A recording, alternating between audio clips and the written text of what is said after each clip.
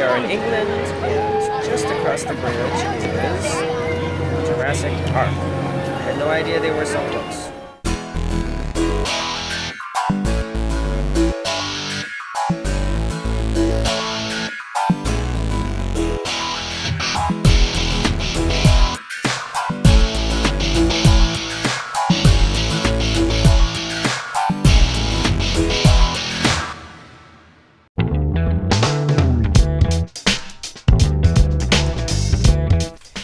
Continuing our tour of the park, we end up here in the Jurassic Park area, and the main attraction in that area is the Jurassic Park River Adventure.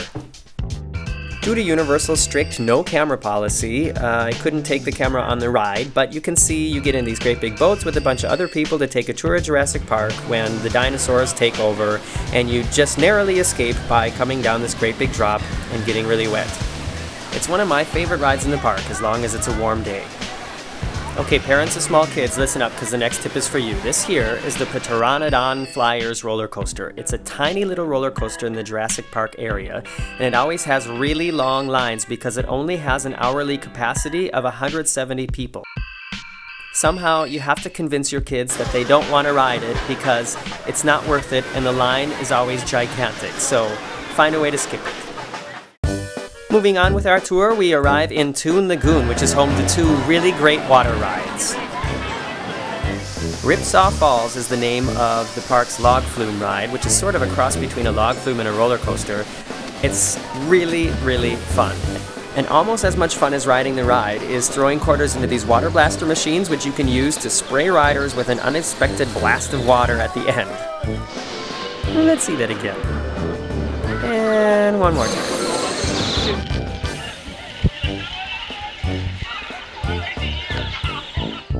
The other water ride in this area is called Bilge Rat Barges, and it's one of these rafting type rides where you're in a round boat with a bunch of other people floating down a crazy river.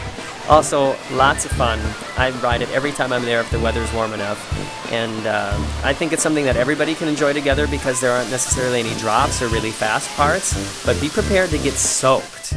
We rode it again on our final day and tried to use ponchos to stay dry, and yeah, didn't really save us.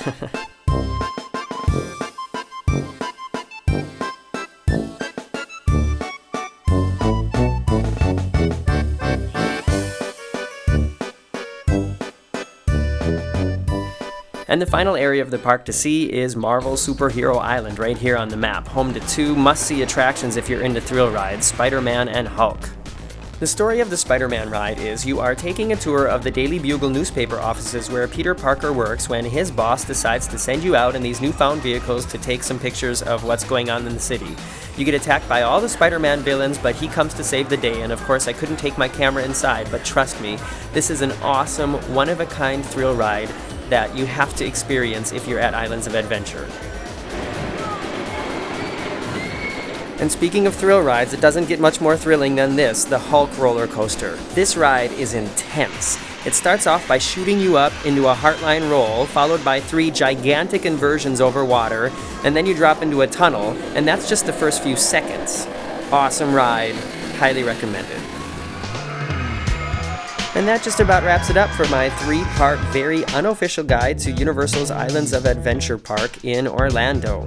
I hope you liked it, and if you have any questions or comments, just sign into your YouTube account and write them down at the bottom. Don't forget to press like if you liked it, and if you want to be the first to know about any new videos I post, hit that subscribe button. See you soon!